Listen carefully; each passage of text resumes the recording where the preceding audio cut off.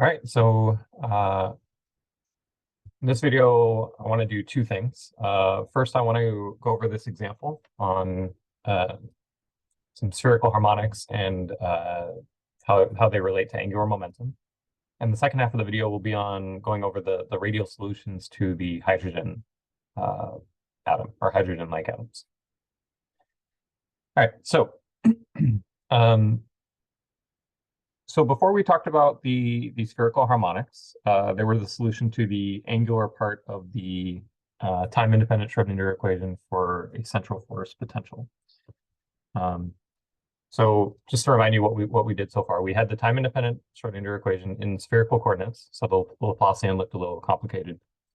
We assumed a separable solution, so the total wave function is a radial piece. So we said that psi of r theta phi was equal to a radial piece times a spherical harmonic piece that depended on phi and theta. So if you plug this in to the time-independent Schrodinger equation and then divide by psi again, you'll get two separate differential equations. And because they're equal to a constant, they both separately have to be equal to a constant. So if you go through, so the solutions to the angular differential equation are these right here. So these are the possible, the first few possible spherical harmonics, the first few possible solutions to the angular part. So these are called spherical harmonics. Spherical harmonics.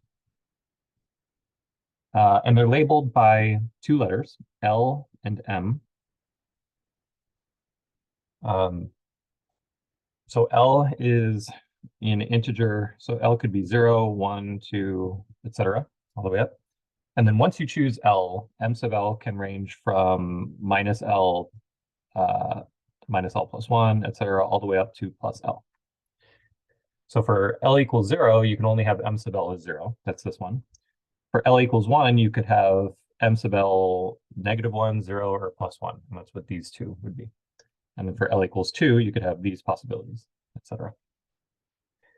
So you'll notice that actually these spherical harmonics in turn can be split up into a piece that depends only on theta times a piece that depends only on phi. So the piece that depends only on phi is actually pretty simple. E to the I times M sub L times phi.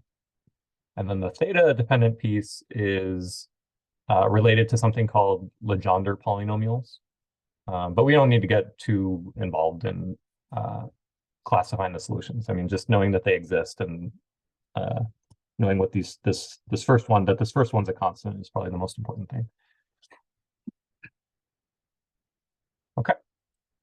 I guess the other thing I'll mention is that this one right here, these are going to be related to some of the p orbitals.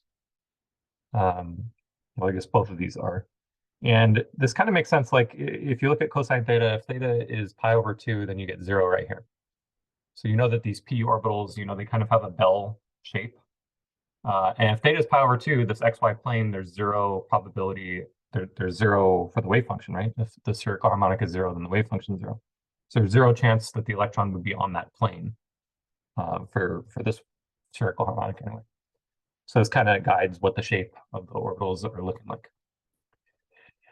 Okay, on to the example problem. So for this particular spherical harmonic, so that's this one right here, that's using the -1 for the M sub L value. We want to check that it's normalized. So the normalization condition for the spherical harmonics is the following. We require that 1 is equal to the integral over the thetas and the phis. So there's a two integrals there. So the YL M sub L, or just sometimes they're just written YLM, theta comma phi. If you square this and integrate the sine theta d theta d phi, where theta is going from 0 to pi over 2, or sorry, 0 to pi would be all of the angles, and phi is 0 to 2 pi. If you integrate this over all angles, you should get 1. I mean, these are normalized. That's how we choose this constant, the absolute value of that constant right there. It has to satisfy that condition. Why is the sine theta here that's left over from the change of coordinates from Cartesian to spherical coordinates?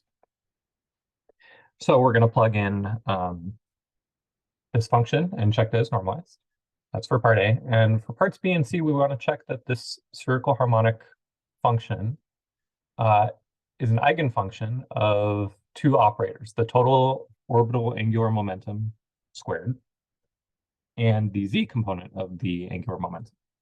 And we actually have a formula for what these are. So we can kind of guess what answers we should get for B and C. So B and C, we're actually going to use the operator, like the derivatives, and actually operate the derivatives on these things and show how we get this answered. But we also have a quick formula for what the value should be. And that is, so L squared on a L sub m. So in general, this is equal to L times L plus 1 h bar squared, and then times the wave function again. So this right here is the eigenvalue. So we would expect that for this problem, we're going to get, so L, for this problem, L is 1, and so we should get 2 h bar squared for the eigenvalue. And for the LZ operator, this acting on a spherical harmonic gives back m sub L. I guess I just called it m times h bar times the function again. So for this problem, we would expect m sub L is -1. So we expect minus h bar to be the eigenvalue for that one. Okay, so part A. This is what that looks like, checking the normalization. So our function has a sine squared.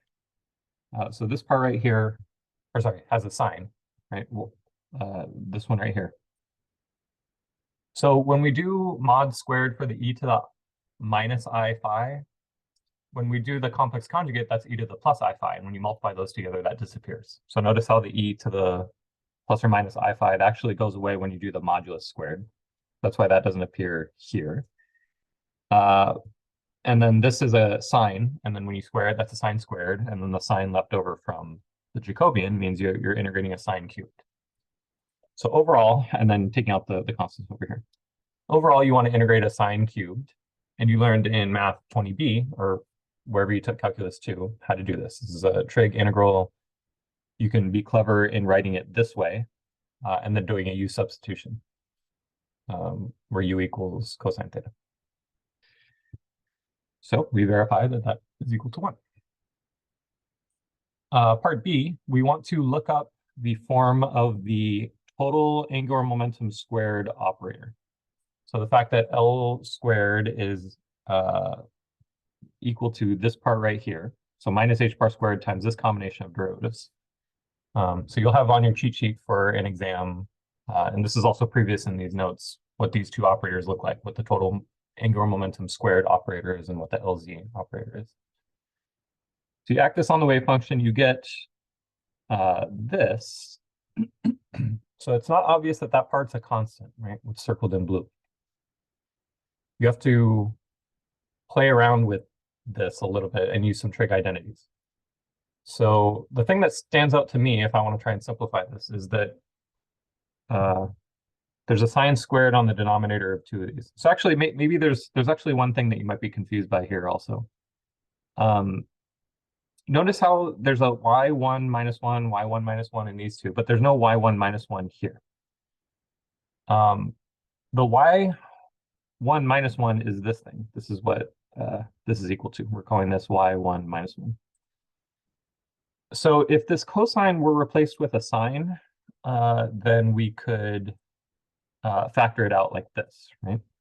So what we did right here with this term is we multiplied and divided by sine theta, right? So if we divide by sine theta and multiply by sine theta, then you have the a times sine theta times e to the minus I phi, and that's factored out right here. And what's left over is the sine theta on the bottom and the cosine theta on the top. So this part that's left over combines with this right here, cosine over sine, same two, to give cosine squared over sine squared. So if you're confused by where that came from, that's how we got that. Okay, separate from that, this right here, if we write that as sine squared over sine squared, then we can combine the three fractions to get what's on the numerator there. And then if we replace cosine squared with 1 minus sine squared, the 1 will cancel with this minus 1 right here. And then you have sine squared over sine squared, which will cancel to give just a constant. So we get 2h bar squared, which is what we would have expected from this formula right here, right? Plugging in L equals 1, you get that the eigenvalue for the L squared angular momentum total operator, total angular momentum squared operator, 2h bar squared for that. So that's what we would expect. Good. And then for LZ, it's an easier computation. You just get a minus I coming when you take the derivative of this with respect to phi, you just get a factor of minus I, which combines with this minus I to give you a minus 1. You get minus h bar, which is what we would expect for m sub L is minus 1.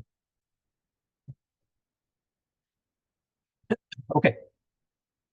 So the second part of what we want to do in this video has to do with going over the radial part of the solution so that we could talk about the total orbital wave function, the total psi of r theta phi. So that's what this video is all about. Spin, we're not going to talk about in this video. So spin and anything related to magnetic fields, we'll save for the next lecture. So this video is just on finishing up what the hydrogen atom orbitals look like. So that's just this part right here. We need to still talk about the radial parts. Remember, the angular part is the spherical harmonics. That's what we've already done. We just have to look at the other part. Okay, so when you plug in this, which remember we also said was equal to radial parts times spherical harmonic part, remember that we get two different differential equations. So now we want to focus on the radial equation for capital R, the radial wave function. And the solution for that depends on the central force potential energy function. So the angular part is always a spherical harmonic. If you have a problem where the potential energy just depends on R and it doesn't depend on theta or phi, then the angular part is always just a spherical harmonic. This one is general and it depends on the problem that you're looking at. But if once we plug in this into here for a hydrogen-like atom, then we have a very particular differential equation to solve. This part right here, by the way, if you're wondering where this L plus 1 comes from, this is when so you have two different differential equations, one that depends only on R and the other one that depends on theta and phi. But when you add the two, but they're each separately equal to a constant. And that constant we call L times L plus 1, just to make L and m sub L an integer. Otherwise, they wouldn't be integers. So just writing it this way simplifies the quantum numbers that we're dealing with. The rest of it just comes from like the weird, how the Laplacian looks kind of weird in spherical coordinates, right? You had two different derivatives. You had two derivatives with respect to R and a one derivative with respect to R. So that comes about, so that gives rise to these two terms, for example. Okay. So complicated differential equation, how to solve it, I don't know. But what we can do is, given a list of all the solutions, you can go back and plug them into this equation to verify that they're solutions. So one thing I want to mention right away. So we had L and m sub L to label the spherical harmonics. So we had two different quantum numbers for those solutions. The R solutions are going to depend on L, but they're also going to depend on something else, N and L. So the solutions here are classified by two quantum numbers, N and L. N is called the principal quantum number. And this is the most important number to classify the state. And the reason for this is that the energy of the state depends only on N. So I'll talk about the solutions on the left-hand side in just a second. But the first thing I want to point out is that this equation for the energy is the same as what Bohr predicted, which is kind of amazing because it's a totally different setup, right? In terms of the equations, the Schrodinger equation is not what Bohr was playing with. But the energy of the states here, you still get minus 13.6 eV times z squared over n squared, which is exactly the same as the Bohr prediction. So the n value dictates what the energy of the state is. So you start out, you could have n equals 1, you can have n equals 2, you can have n equals 3, etc. Once you choose the n value, the possible values of L are from 0 up to n minus 1. So for n equals 1, you can only have L equals 0. And this is, we'll mention this again on the next slide.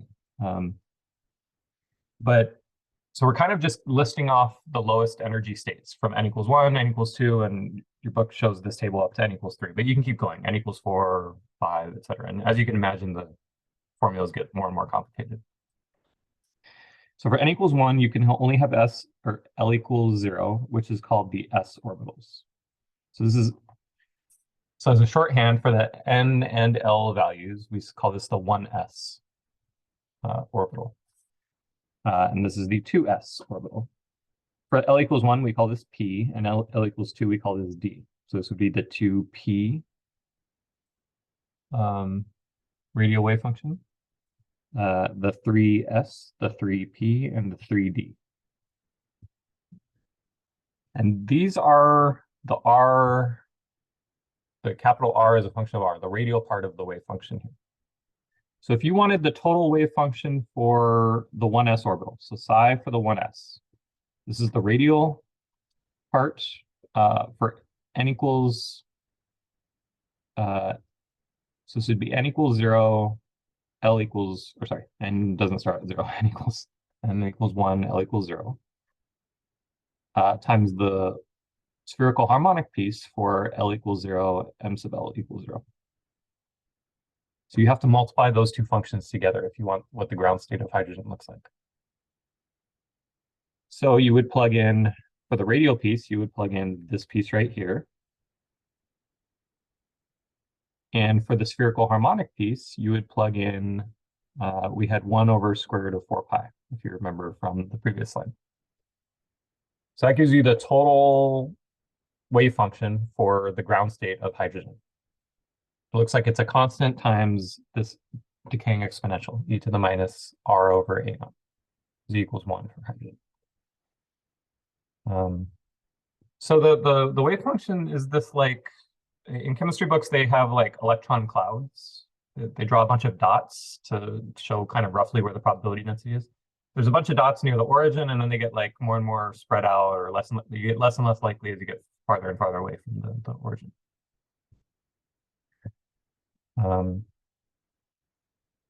I'll talk a little bit more about radial nodes in the picture towards the end of the video. So I'll talk about a little bit about the structure of the higher energy states in a bit. Okay. So as I was saying before, the most important number, the number you want to start off with, is n. So we're saying that the psi only depends on 3 numbers. It's the n value, the L value, and the m sub L values. So once you know those 3 numbers, those 3 quantum numbers, there's a table that says what the function looks like. They're, with the normalization condition and the fact that these are eigenfunctions of, like, the special spherical harmonics, which are already cataloged. These are already well-defined wave functions. You just have to specify these 3 numbers. So the wave function is, the spatial part of the wave function is just specified by those 3 numbers. And the way you should think of this is choose n first, because there's limitations on what these numbers can be based on n. Choose n first, then choose L, and then choose m sub L. This is the way you should think about how these numbers are selected. So n can be any value from 1 up to infinity. Right? This is the principal quantum number. This tells you the energy of the state. This is all you need to know the energy of the state, as long as there's no magnetic field. We'll talk about what happens when you turn on a magnetic field later, but That'll split some of the degeneracy of the states. Once you choose the n value, you're limited on the possible values of L. So once you choose the n value, the L value can go only from 0 up to n minus 1. So if n equals 1, L can only be equal to 0. N equals 2, L can start at 0, so you can always have L equals 0, but you could have higher L. The bigger the n is, the bigger the maximum possible value of L is.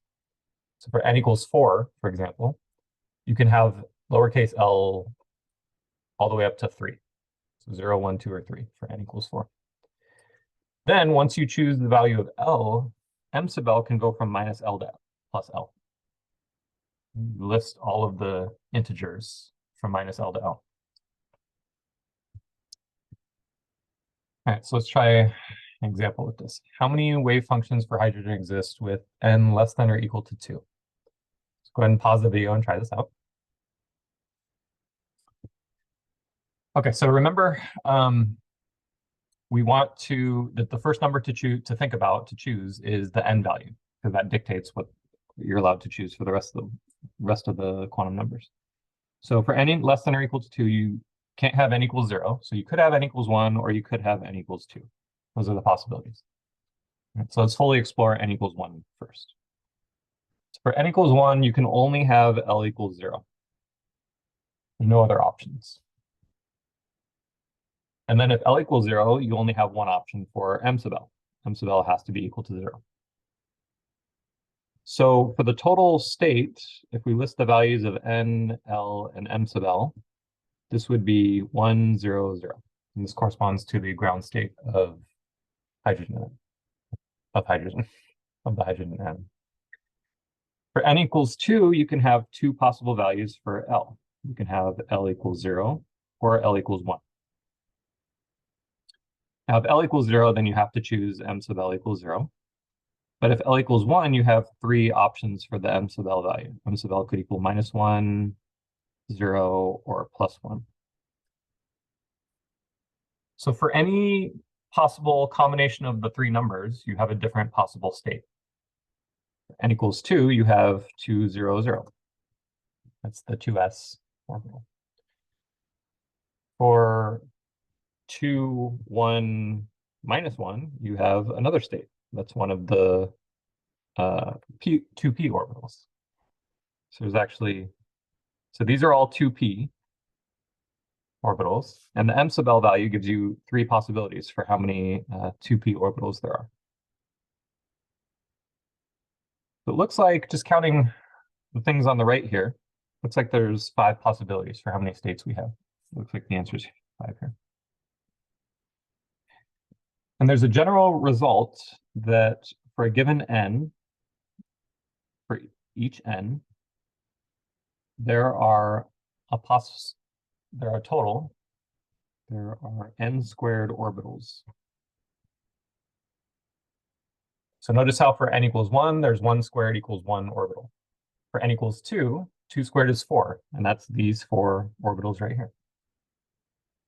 So if we had the same question, but for n less than or equal to 3, we would have these 5, which are definitely possible, n equals 1, n equals 2, and then n equals 3 has 9 possible orbitals. If you go through the 3s, 3p, and 3d possible states.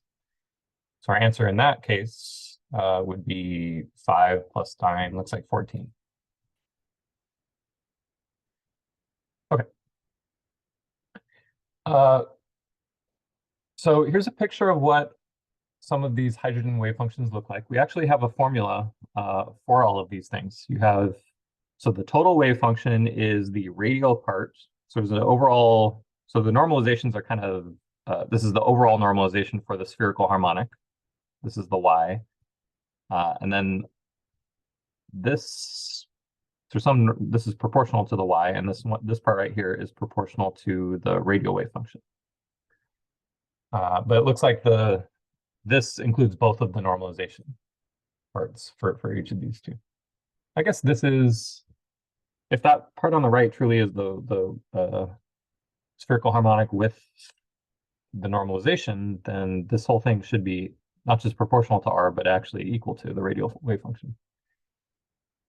I'm a little worried saying that because not every book agrees on the same normalization of these things, but assuming that's true, that should be exactly equal to the radial wave function. So just close our eyes and say that's okay. We're not going to use this formula, so don't copy this down in your cheat sheet. The point is that it's possible to give an expression for this. What I want to focus on with these pictures are some nodes. So you'll notice that for the 2s, so this, by the way, these three quantum numbers are just like what we were writing down before right here. We're listing the n, the l, and the m sub l values. So this right here is the 2s state. This is the 3s state. This is one of the 2p's. This is a 3d, etc. You just look at the first two numbers to label it. Looking at the 2s orbital, we have a radial node right here. So a radial node is a value of r such that the wave function at that r value, so let's call it r star, such that psi of r star, and then no matter the value of the two other angles, this is 0. So it means some radius where the wave function is 0. So you can have the electron be found inside that radius, outside that radius, but it'll never be found at that radius. It's a radial node. We also have angular nodes. So notice how, like for this one right here, the 2p, you won't find the electron anywhere on the xy plane. So this is called an angular node. This is a combination of betas and phis, such that the wave function vanishes everywhere on that plane, or on that surface. And just like we saw before in previous problems, the ground state has no nodes. The ground state of hydrogen is the 1s orbital. There's no nodes there. And as you increase in energy, here, as you increase in n value, you have more and more nodes. Right? So the total number of nodes, radial plus angular, is equal to n minus 1. For the 2s orbital, it's a radial node. For the 2p orbital, it's an angular node. But either way, n equals 2, there's one node. For n equals 3, there's 2 nodes. So this one has 2 radial nodes. It looks like this one has 1 radial node and 1 angular node. But you can kind of see that you're introducing some chaos with the wave function. And this is pushing up the energy of these states. But these pictures are pretty cool. And now we have a mathematical form of exactly where these things come from, which is pretty neat, which is something you don't do in chemistry. Okay, to be continued. Bye.